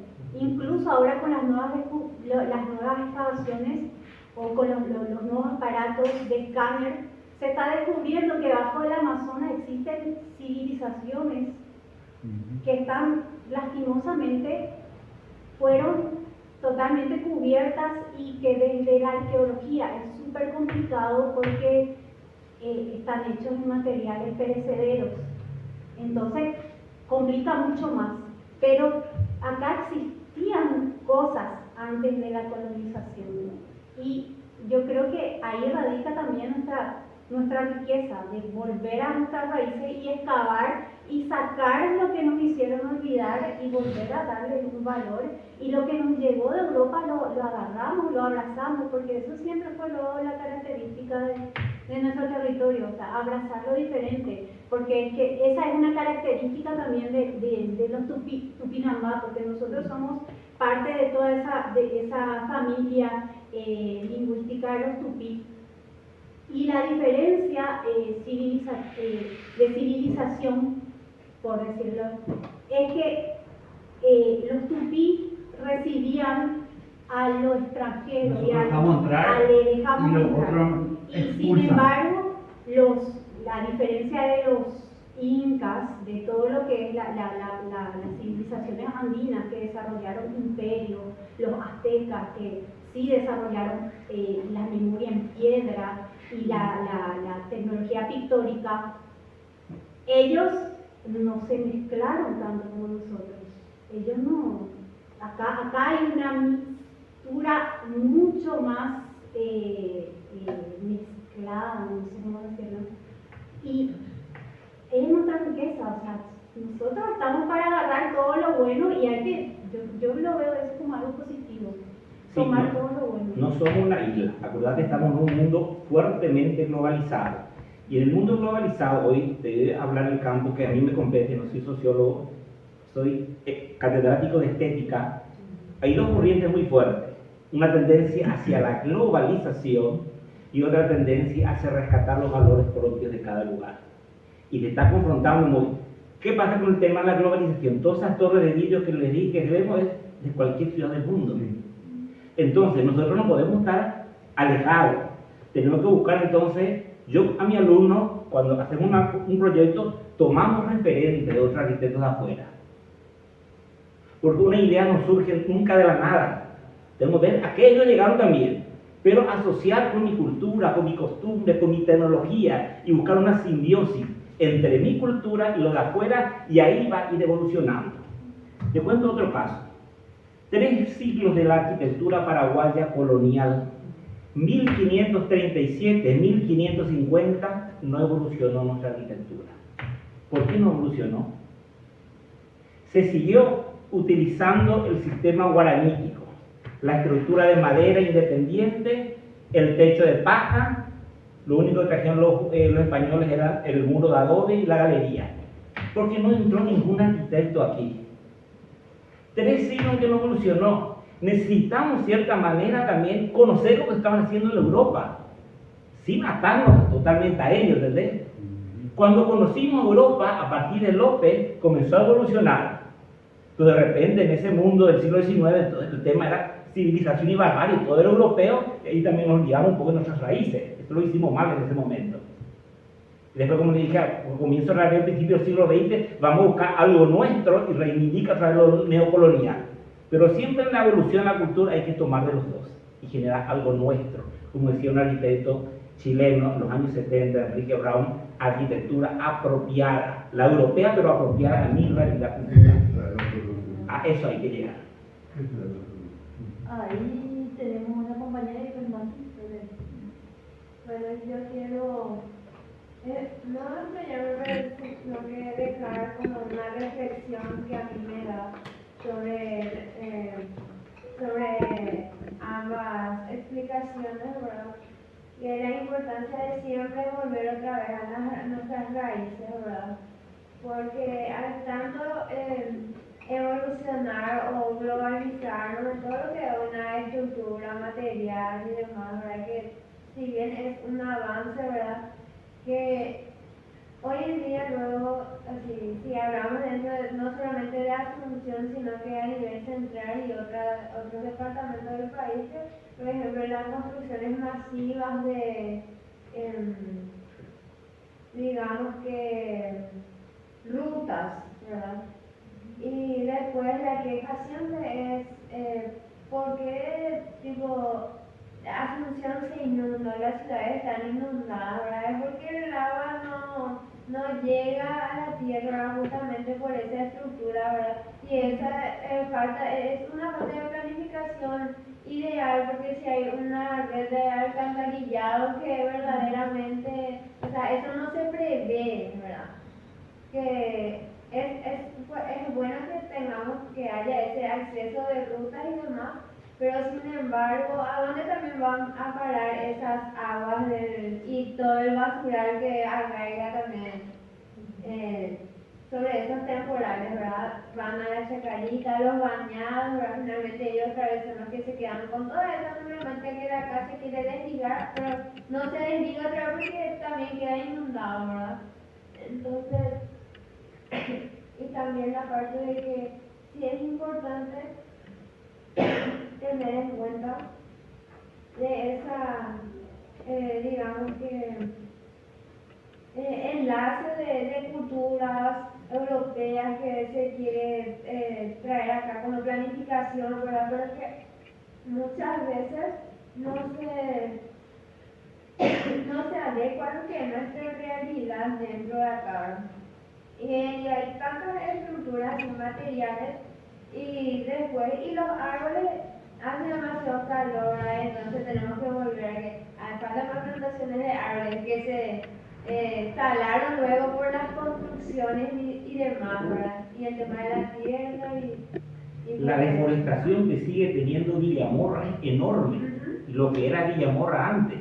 Exactamente. Es enorme y supuestamente Asunción es la capital verde. Mentira, Buenos Aires ahora está más verde que Asunción. Sí, y eso es lo que a mí me lleva a reflexionar a qué le llamamos realmente que estamos avanzando y en qué no y a qué costo. Estamos avanzando en la concentración de la riqueza. En eso estamos avanzando. Por supuesto. Agradecerles a ambos porque yo creo que me dieron muchas preguntas, que eso es siempre importante estos espacios. Siempre, de todas formas, a mí me queda o me resuenan como las posibles respuestas, no tanto respuestas, sino los caminos que podríamos como impulsar desde los espacios donde cada uno estamos también hoy, ¿verdad? Y desde las disciplinas. Por eso me gusta mucho esta cuestión de lo transdisciplinar, porque creo que las respuestas se van a construir más desde una sola disciplina. Por eso es necesario seguir como charlando entre varias miradas para poder construir estos caminos. Creo que hoy lo que sucede también, a la par de que estamos en estos procesos de urbanización tan acelerados, o sea, Paraguay no está exento de eso hace un par de años, donde todavía no aprendimos que el centro tienen que ser las personas. Todavía nosotras, esa cuestión básica de pensar las ciudades, donde el centro sean las personas, No queremos caminar. no queremos caminar y eso a veces también como asusta bastante porque además, o sea, a pesar de todos los esfuerzos de repente que hacemos de la academia, desde pequeños espacios de toma de decisión, si nosotras no cambiamos como este paradigma de planificación o de no planificación donde las personas no son el centro, vamos a seguir teniendo este tipo de consecuencias. Y me parece que es interesante tal vez ver cómo también estamos ante una crisis que nos da una oportunidad. Por eso me gustó mucho esto que Laura también colocó, porque las crisis también nos dan la oportunidad, porque hay muchos puntos de inflexión hoy en el mundo, o sea, que nos demuestran que en realidad necesitamos hoy más que nunca pensar en que las personas sean el centro de las construcciones, el centro de la toma de decisión de estos procesos de urbanización, y también en esa recuperación de cómo vamos a hacer también ante este cambio climático, donde hoy nos alienta otra vez a decir que necesitamos había sido los árboles, que necesitamos había sido cuidar la tierra de otra manera, o sea, andar más en bici, no tanto en auto. Entonces, estamos como en un punto de inflexión, pero aún así igual yo creo que tenemos sobre todo muchas barreras estructurales, pero a la par también otra cosa que colocaron que tiene que ver con lo simbólico. Para mí eso es lo que más me resuena. ¿Cómo cambiamos el efecto simbólico en la propia materialidad de esa toma de decisiones? No solamente de las autoridades, sino de nosotros mismos también en ese proceso. Entonces me parece que son por ahí un poco de esas preguntas. Sí, no, de hecho, que son interesantes. eso, yo creo que algo que tiene que suceder ya es empezar a estudiar antropología en la escuela. No estudia carrera. No, acá ni siquiera, o sea, hay una carrera de antropología guaraní en el Ateneo, pero no tiene contenido suficientemente académico y profundo, porque nosotros tenemos que estudiar antropología americanista e historia de América Latina. Eso es algo básico para nuestra formación como ciudadanos y para poder entender nuestra realidad de cara a lo que viene de afuera, porque seguir midiéndonos desde el lente europeo, no siempre vamos a salir perdiendo, porque ellos construyeron una manera de medir el mundo. Y en esa unidad de medida nosotros nos entramos. Pero somos producto también de ellos, no sé, acá me parece un poquito Somos producto de ellos. fuerte Claro esa que sí, afirmación. obvio que existe una influencia, pero nos trajeron también cosas, entre las cosas positivas y negativas, podríamos nosotros transformar, tenemos la oportunidad y hay muchas cosas valiosas en este territorio para rescatar. Sí, tenemos, solamente por cuestiones de tiempo, el compañero Vivi, y yo quisiera cerrar con las dos intervenciones, si se puede, para no... Después ya recorremos y no se va. Sí, vamos, cuatro intervenciones, entonces 1, 2, 3 y 4. Sí, Es un antropólogo y se está poniendo oscuro. sí. Bueno, Vamos, no sé qué amor. antes que nada, mil gracias a los maestros que hoy nos enseñaron tantas cosas que yo creía que ya sabía, y a veces que no sabía. Muy interesante. Bueno, y por el otro lado hablar un poquito de la cultura dominante, ¿verdad? Se dieron muchos casos en la historia, como cuando Roma invade Grecia, invade militarmente, pero Grecia le invade culturalmente a Roma, ¿verdad? Y le transmite un montón de conocimientos. Bueno, y eso es un poco lo que pasa también con nuestra cultura, ¿verdad? Cuando llegan los españoles, traen el horario en punto. ¿Verdad? Lo menos Paraguay.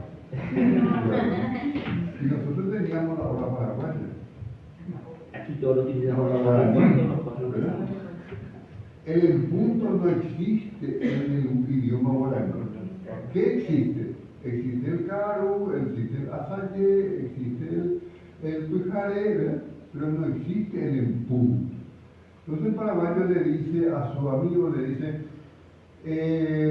bueno, ahora que resulta, hasta correo caru, me voy a ir mañana a la tarde. Entonces, ¿qué hace el paraguayo? Saca su chiliacable, su tereré, y le espera a la tarde que llegue en algún momento.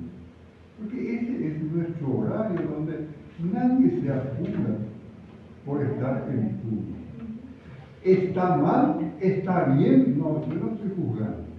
Solo estoy marcando de que somos culturas diferentes, ¿verdad?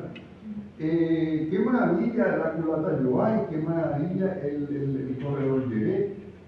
Pero no podemos hacer alrededor del sol y del sol todo casas con corredor yeré y culata yoay. ¿Por qué no? Lo que necesitamos es ir hacia el cielo para tener espacio, ¿verdad? Entonces, qué genial lo que decía Lauri, ¿verdad? Si eso se puede conjugar uno con el otro, ¿verdad? Porque fíjense cómo, por ejemplo, conseguimos conservar nuestra lengua a pesar de que estuvo prohibida por ley. 63% de la población hoy en día habla guaraní y 28% de la población solo habla guaraní.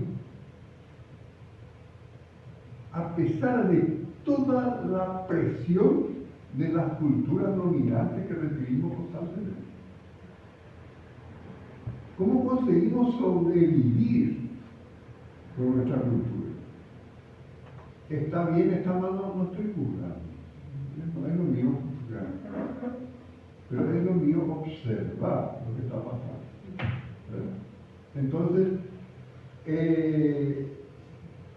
el otro día nos íbamos a una clase práctica con mi señora y le digo, mira un poco, ese edificio tiene todo corredor llegué, todos los pisos tienen corredor llegué, le digo.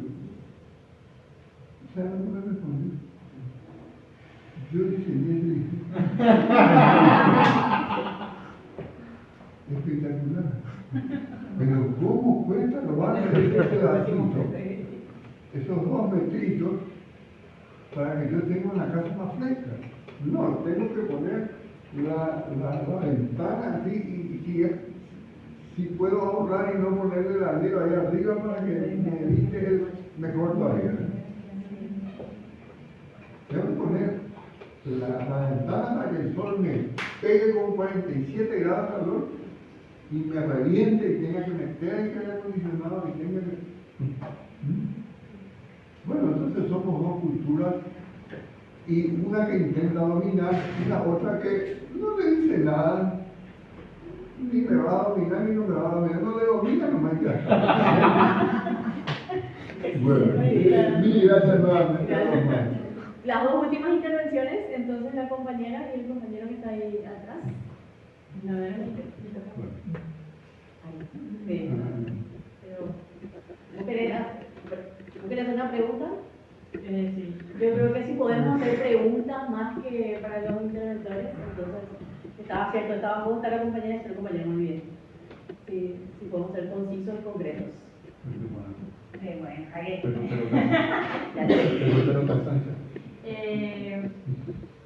Justamente, o sea, tipo, leyéndole a Carrion, que es también latinoamericanista, y a Sayan, ellos hablan de que ahora también la memoria del patrimonio se ofrece como una venta al mercado inmobiliario, como una venta de la nostalgia, ¿verdad? Y sucede mucho, no sé, tenemos ejemplos en Europa como Praga, por ejemplo, o otros lugares también en Latinoamérica, donde se priorizan monumentos por encima de la vida, y me parece que ahora con la cuestión de las inversiones del gobierno en el Centro Histórico de Asunción, eso también, o sea, tipo, se puede sumar al vaciamiento, ¿verdad? Tipo, como la venta de la ciudad como un mausoleo y no como un espacio donde la gente pueda vivir, o sea, tipo, donde tengamos vivienda, donde se priorice el espacio de la fiesta, el espacio público. Y nada, eso me preocupa también, ¿verdad? Tipo, pensar el patrimonio como un espacio que yo te vendo que también. tenga vitalidad. Y el plan ya contempla todo eso, no como decir un monumento muerto. Hay que vivir otra vez ahí, hay que ocupar el centro otra vez, que sea uso mixto, vivienda y comercio para tener vitalidad. No nos vamos a faltar como duda. Es que los procesos de gentrificación son inevitables si no hay política pública. Y vos escuchar a la gente de Capasa, por ejemplo, cuando te hace el recorrido, y ellos te dicen, o sea, tipo, abiertamente su pedido es que vengan extranjeros de clase alta a vivir acá. Que pueden invertir. Y sí, o sea, tipo, y también, no sé, incluso los tweets del Ministerio de Obras Públicas te dicen que lo que esperan es que venga otra gente con plata de otro lado para vivir acá, y no pensamos que viva nuestra gente. La verdad en que estos lugares. yo soy bastante pesimista con eso, sinceramente. Porque estamos ya en un proceso donde somos una colonia. Y esa es la principal herida también, que nosotros al perder la guerra, nosotros seguimos siendo una colonia, quieran o no admitirlo, pero históricamente somos una colonia. Y la organización y la política acá se mueve por las inversiones extranjeras. Y la inversión extranjera lo que va a buscar siempre va a ser su propio enriquecimiento. Y si no tenemos la suficiente fuerza para intervenir en el diseño de políticas públicas que protejan a las poblaciones y a los habitantes de las ciudades, no vamos a poder detener eso. Que el dinero viene afuera y yo te impone. Sí. No hay problema. Sí, es una encrucijada, realmente, y es lo que se nos viene encima. Sí, la compañera que estaba... Usted sí. ¿No? ¿De cuánto compañero? Bueno, yo digo, me parece re interesante las dos perspectivas que dieron, ¿verdad? Y replantearnos justamente parte, ¿verdad?, de la colonización y todo lo que se va a partir de ciertos periodos como que aboliendo o generando justamente, y decir, ¿verdad?, qué es como identidad, qué es ser paraguayo o qué es ser paraguayo, que creo que se quedó como algo remarcado sobre todo en la época de la dictadura, ¿verdad? La idea, por ejemplo, de la percepción de la mujer, ¿verdad? Cuando históricamente la mujer, ¿verdad?, dio muchos aportes y se queda en esa visión de una mujer con el cáncer en la cabeza, ¿verdad? Todos esos replanteamientos, ¿verdad?, que se generan, ¿verdad?, alrededor de esa falta de validación de ciertas mujeres que también aportaron a nivel histórico. toda la cuestión de la colonización, ¿verdad? Con el tema de los indígenas que se le quisieron imponer ciertas cuestiones estéticas, que obviamente es como que existe siempre esa fricción entre esa idea eurocentrista y, ¿verdad?, toda esta cosmovisión indígena que obviamente se hibrida y sigue todavía existiendo, que serían nuestros tejidos, en la cuestión, por ejemplo, del arte barroco guaraní, ¿verdad?, que es como algo totalmente diferencial a lo que se quiso imponer, ¿verdad?, como idea, ¿verdad?, de Europa, ¿verdad? Y toda esta cuestión también que dijo Lauri, que no existe como esa cuestión de educación. Yo estando recién en la facultad pude ver todas esas posibilidades de investigaciones antropológicas o aportes, por ejemplo, con Ticio Escobar, por más que, ¿verdad?, siento que tiene todavía ciertas falencias en cuanto a las etnias, ¿verdad? Como que decir que es estético y no, ¿verdad?, de un punto de vista eurocentrista, ¿verdad? Entonces yo creo que es súper interesante justamente poder incursionar a través de la educación, porque un país donde no hay cultura, no hay esa cultura de consumo, ¿verdad? Que se pueda justamente hibridar toda esta cuestión en una visión eurocentrista y todo lo que tenemos de manera ancestral, ¿verdad? Yo creo que esa es la mirada que hoy en día tendríamos que darle, ¿verdad? Inevitablemente a las cuestiones positivas o negativas, yo creo que es algo que tenemos que implementarlo y abrazarlo y sobre todo implementar en el sistema educativo. Porque imagínate que en la facultad recién es como que yo vi todas esas posibilidades de mirar toda una cosmovisión y una organización de todas las etnias, por ejemplo. Que si pones en paralelismo con todas las cuestiones de lo que es toda una civilización europea, es casi lo mismo, pero diferentes visiones y perspectivas. Sí, abrazar la alteridad, de eso se trata. Abrazar lo diferente y dejar de Claro, porque creer siento que tipo el Estado mismo es como que todavía no le da esa importancia, es como que existe un desplazamiento y una idea errónea de lo que es considerado ser paraguayo, ¿entendés? Desde un punto de vista otra vez que justamente el Estado elige qué cosa decir que nos representa como paraguayo. El ñandutí, la bandera paraguaya, una mujer con el cántaro en la cabeza, o sea, no es eso nomás. Y Para eso cerrar, me que parece que todo pasa por educación y eso me falta mucho. Como Sí. sociología, historia, patrimonio, que hay detrás de este edificio, la memoria de este lugar, y eso tenemos que inculcar a nuestros jóvenes, que no tenemos memoria. Educación, Educación. Valencia. Bueno, entonces queremos darle un cierre aquí. Creo que le pregunté al profe si podíamos hacer el recorrido, pero... A las 19 tenemos y se alargó bastante. Sí, sí. Podemos hacer otra oportunidad, Sí, otro claro. reencuentro. Claro que sí, podemos Porque recorrer. aparte está medio oscuro y las fachadas, le quería mostrar las molduras y explicar un poquito. Hacemos una reedición capaz. Por favor.